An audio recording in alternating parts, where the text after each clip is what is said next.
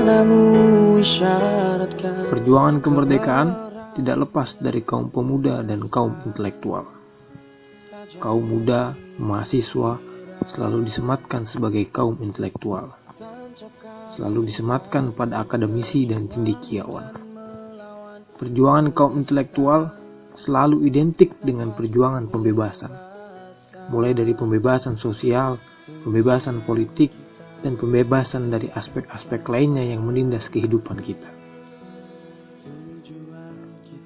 Kelahiran Budi Utomo merupakan gagasan awal dalam mempelopori gerakan-gerakan yang mempunyai substansi perjuangan yang sama dan kemudian memicu terjadinya peristiwa-peristiwa besar di tanah air.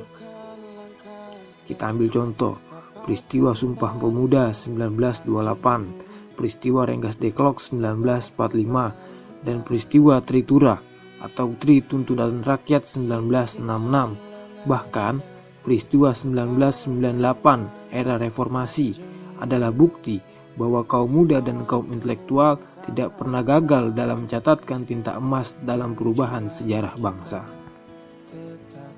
Kita sebagai mahasiswa, kita itu disebut sebagai kaum intelektual dalam dunia masyarakat. Mahasiswa adalah kaum intelektual dalam dunia akademis. Kita bukan lagi siswa, kita itu adalah mahasiswa. Kita memiliki gelar maha di depan kita.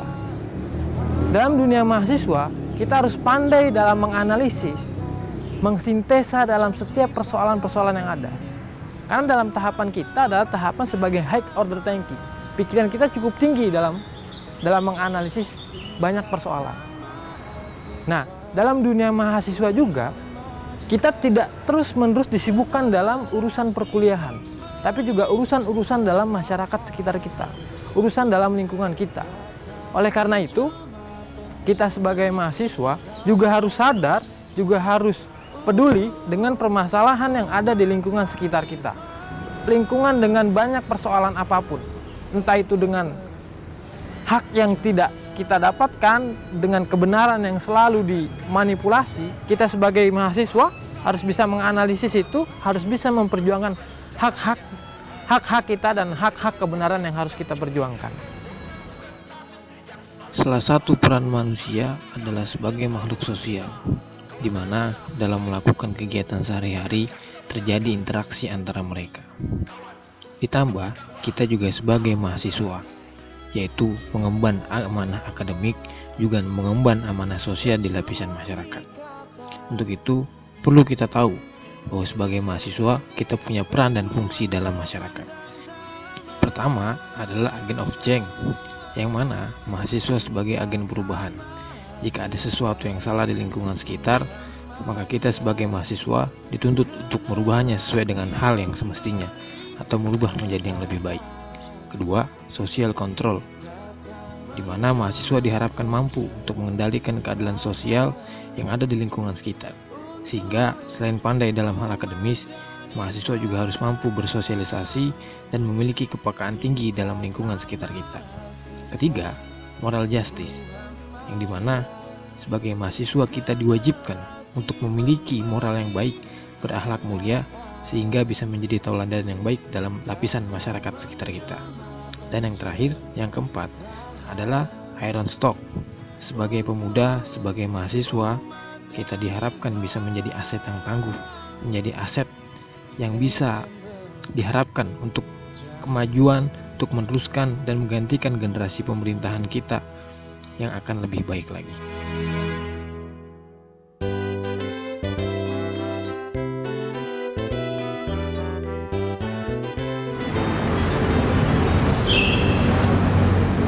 Ikatan Mahasiswa Muhammadiyah atau yang kita kenal sebagai IMM adalah organisasi pergerakan mahasiswa di Indonesia. Selain itu, IMM juga sebagai organisasi otonom Muhammadiyah. Berdirinya IMM tidak lepas dari pengaruh besar Muhammadiyah, juga pengaruh kebangsaan saat itu. Yang pertama adalah faktor internal, sejarah berdirinya IMM. Internal Muhammadiyah menginginkan bahwa kaum muda, kader-kader Muhammadiyah itu bisa digodok, terkhususnya mahasiswa. Mahasiswa-mahasiswa Muhammadiyah itu bisa dikader, bisa digodok secara kualitas untuk bisa meneruskan langkah perjuangan dakwah Islam Muhammadiyah. Yang kedua adalah faktor eksternal. Saat itu, sekitar 1960-an, PKI, Partai Komunis Indonesia, itu cukup mengancam kondisi kebangsaan kita. PKI juga mengancam pergerakan-pergerakan muda mahasiswa Indonesia. Saat itu ada HMI. Nah, faktor eksternal yang dimaksud dalam sejarah berdirinya IMM adalah Muhammadiyah menginginkan bahwa aktivis ataupun mahasiswa-mahasiswa Muhammadiyah itu bisa membantu HMI dalam memperjuangkan gerakan-gerakan revolusioner untuk sekiranya bisa membumi hanguskan PKI. Karena ketika itu memang PKI cukup mengancam kita dan cukup mengancam masyarakat Indonesia. Adapun IMM, kita kenal dalam sejarah IMM adalah pengaruh besar juga dari Pak Muhammad Jasman. Saat itu yang dikoordinir Pak Muhammad Jasman, Pak Jasman mengkoordinasikan dengan Insinyur Margono, dengan Sudiyobo Markus, dan dengan Pak Rosad Soleh. Saat itu ketua PP-nya adalah Kiai Haji Ahmad Badawi. Ketika memang sudah dikoordinasikan dengan itu dan dikoordinasikan dengan ketua PP Muhammadiyah Kiai Haji Ahmad Badawi, maka dikumpulkanlah mereka, disusunlah pembentukan-pembentukan yang sekiranya bisa membentuk IMM. Saat itu adalah di Yogyakarta. Tepat pada 14 Maret 1964, IMM resmi didirikan sebagai organisasi pergerakan mahasiswa dan sebagai organisasi otonom Muhammadiyah. Dalam IMM, kita mengenal 3 poin penting sebagai landasan berpikir kita, sebagai landasan kita bergerak, sebagai landasan filosofis kita. Pertama adalah religiusitas. Religiusitas ini adalah kesalehan individual, hubungan kita dengan Allah, kesalehan sebagai hamba, kesalehan kita sebagai umat Islam. Yang kedua adalah intelektualitas. Intelektualitas ini bisa kita maknai secara luas sekali. Tapi kita maknai dengan sederhana bahwa intelektualitas adalah tadi, mahasiswa kita sebagai kaum intelektual.